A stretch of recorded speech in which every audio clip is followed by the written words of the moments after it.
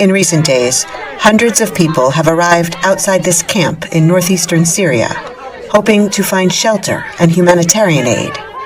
The camp, called Washukuni, is 5 years old, housing families displaced by fighting in 2019 in Syria. But the newcomers are also war refugees, many for more than a decade.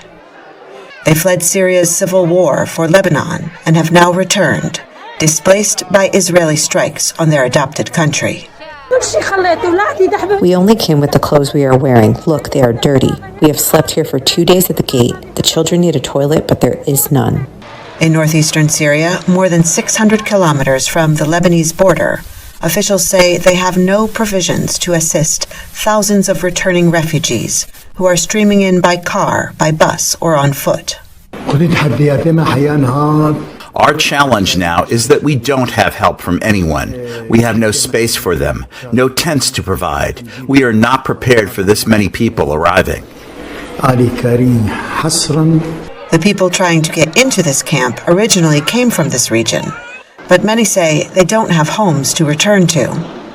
When the Syrian war started, it was bad. The army and Islamic State were here, so I took my children and left. Before the war, Ali says, he had 2 houses not far from here, but they were both destroyed. Others say the current bombings in Lebanon are far more dangerous than the homelessness and poverty they face in Syria. Our neighbor has a chicken farm. They bombed his house, so he went in to rescue his children. They struck again, and all that was found of his body was a piece of his hand. On Tuesday, Israeli bombs once again hit Syria, with state media reporting 7 civilian deaths in a strike on a residential area in Damascus. Israeli officials told the New York Times they were targeting officials of Hezbollah, the Lebanese militant group at war with Israel. But while Israel's fight in Lebanon may be with Hezbollah, Lebanese officials say it has already killed more than 1,400 people and displaced 1.2 million. Israeli Prime Minister Benjamin Netanyahu has warned that people in Lebanon may face destruction and suffering like we see in Gaza.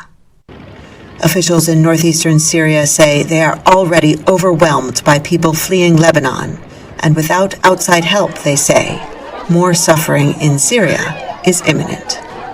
Heather Murdock in Istanbul with Boechat in Hasakah, Syria, VOA News.